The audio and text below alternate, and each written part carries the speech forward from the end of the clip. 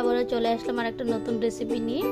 তো আমি ভেবেছিলাম শুকনো মটরের ঘুগনি করব, তো প্রেসার কুকারে দিয়েছিলাম, তো দুটার বেশি তিনটা ছিটি হয়ে গেছে, তো অনেকটাই মানে গলে গেছে আর কি, উপায় নেই, তো তোমাদের সাথে শেয়ার করব ভেবে ভিডিও করা। তো চলো, এখানে আমার মটর তৈরি হয়ে গেছে। এখানে আমি কিছু মশলা বেটে নিয়েছি, পেঁয়াজ কুচি, তারপর লাল লঙ্কা বাটা, তারপরে লাল ঝাড়া লঙ্কা বাটা, এখানে আদা রসুন বাটা, পেঁয়াজ বাটা আর একটা তেজপাতা। তো চলো বসিয়ে দেওয়া যাক দেরি না করে, আর বাকি মশলাগুলো পরে অ্যাড করে দেবো। দিয়ে দেবো পরিমাণ মতো।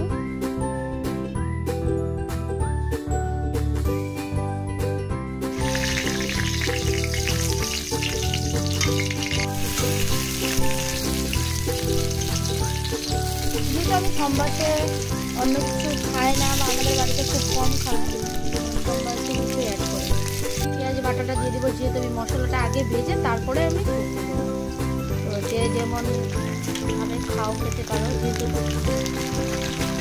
সব রান্নার ধরন যেমন আলাদা, টেস্টও যেমন আলাদাই হয়।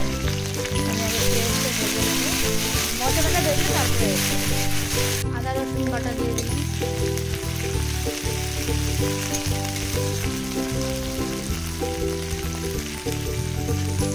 এখানে কাঁচা লঙ্কা বাটা দিয়ে দিলাম, কাঁচাটা।